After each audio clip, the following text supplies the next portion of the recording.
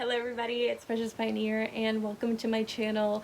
This is the channel where we talk about food, food ventures, and all kinds of random things that come to mind, I suppose.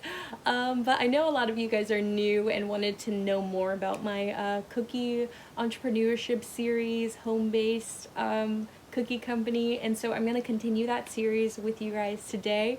And based on the topic today, we're going to be talking about how do I know which kinds of cookie to sell. I know that there's so many out there, but how do we narrow it down, because we can't sell them all. So what cookies are the most popular, which one should I sell to make the most money? We're going to be talking about all of that today.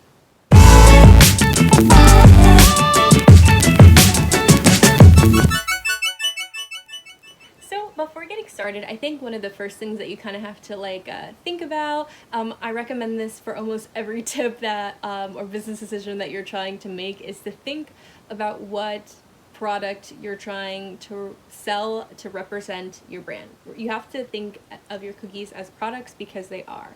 So like any other product, you're flashing around like, ooh, I sell this, I sell this. What is that saying about you, your brand, what you're doing? So you have to, with that, you have to think about your market, like who you're selling to. So to determine what kind of cookie that you want to sell and would increase the most sales in your niche market or whatever it is, you have to think about what your market is in the first place.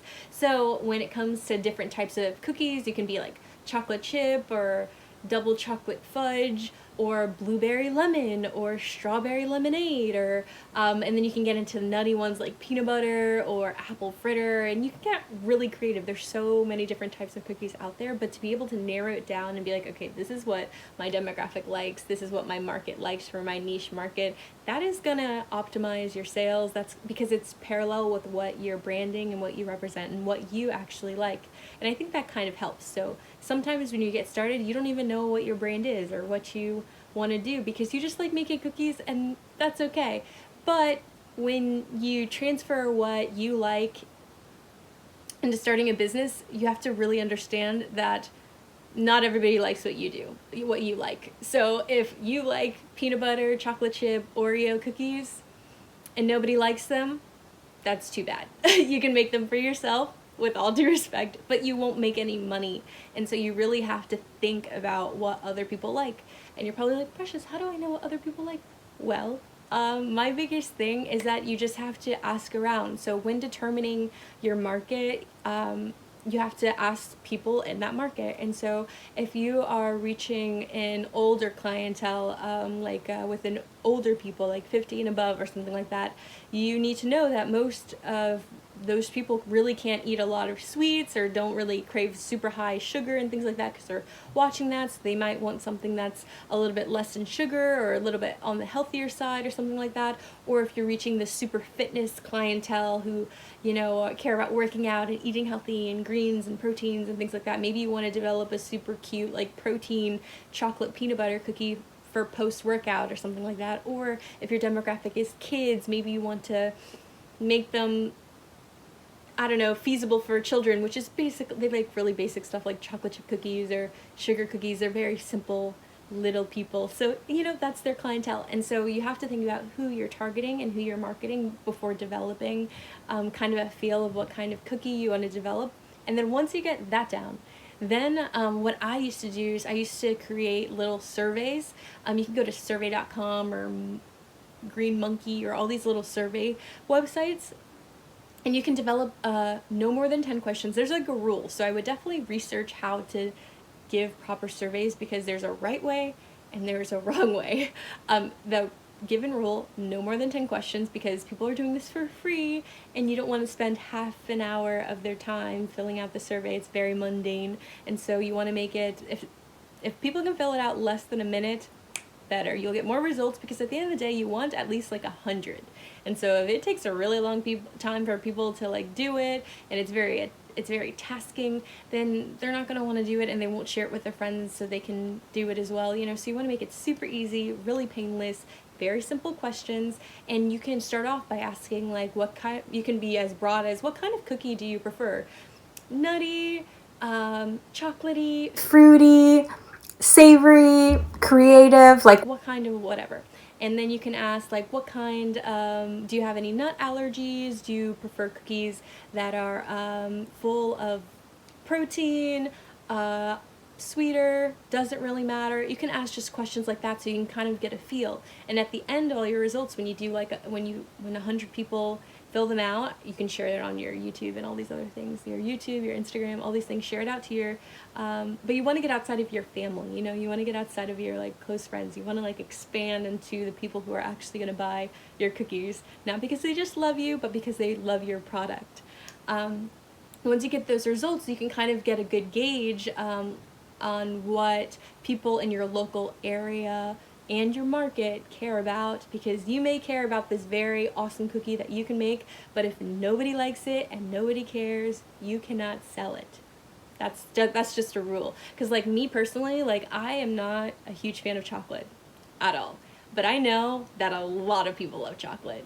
I don't like peanut butter at all, but I know a lot of people do. And so I have to ask those questions just in case that I'm missing a demographic that super loves all of those things, but just I personally don't like it. And the thing is though, I'm a good enough chef to be able to make it anyway just because I don't like it. I know what it's supposed to taste like, and then I have like friends or family sample it to make sure that it's like as good as it meets it meets the standard of people who like those things.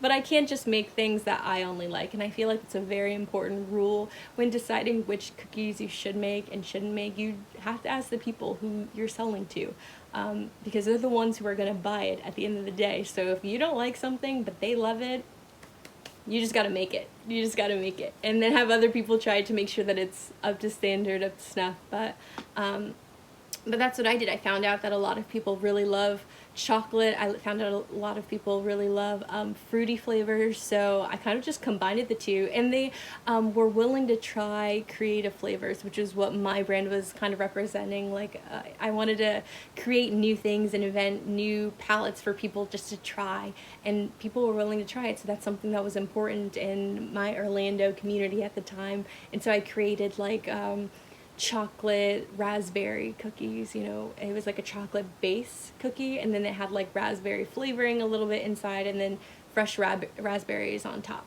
And so it's kind of like that fresh feel that my brand represented, but that's me specifically. And so you have to find out what your local area really likes, because what people like in Orlando or New York or in Texas or in California is going to be completely different palettes. And so me telling you this cookie's going to sell and this cookie's going to sell isn't really the truth. You really have to find out what people in your area are going to sell, unless you're selling online. In that case, then I would just go for the most popular, or what you enjoy making, or what represents your brand, what makes you unique. So if you're just selling online and you're trying to do over cross-state shipping and things like that, in that case, well, then you can really personalize it towards what your brand represents. Like I mentioned before, when creating original recipes, you can check that video somewhere up here. I'll leave it. In that case, then just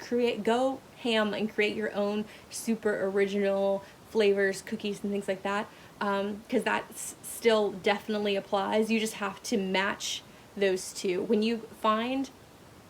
you're first creating a business, you have to align your passion and what your brand represents and what people will actually buy. Because if you just have one without the other, then it's just a hobby. Then it's just making cookies because you like it for fun and nobody's buying it, and that's cool. That's great. Like, kudos to you. But if you're trying to start a cookie company, like, you need both. You need people who are gonna buy it.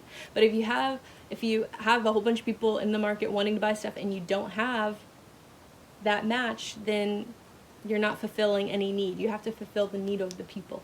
And so that's something to really remember when you're first starting out.